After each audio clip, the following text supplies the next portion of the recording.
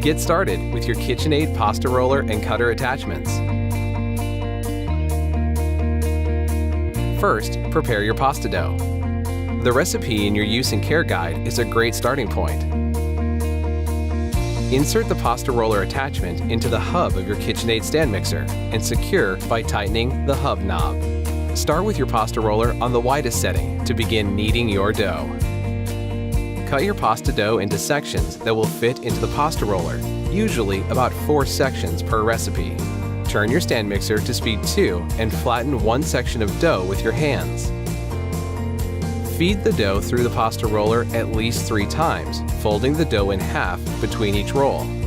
Dust the pasta dough with flour throughout the rolling and cutting process to prevent sticking. Repeat the rolling process until the dough is smooth and pliable.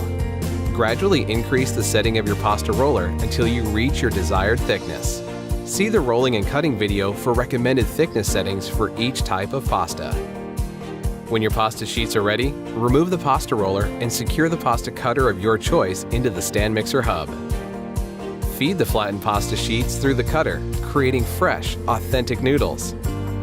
Your pasta can be cooked immediately or dried using the Kitchenaid pasta drying rack. When finished, remove the pasta cutter from the stand mixer and remove any dry dough with the cleaning brush. The pasta roller and cutter attachments. Making fresh pasta at home has never been easier. From Kitchenaid.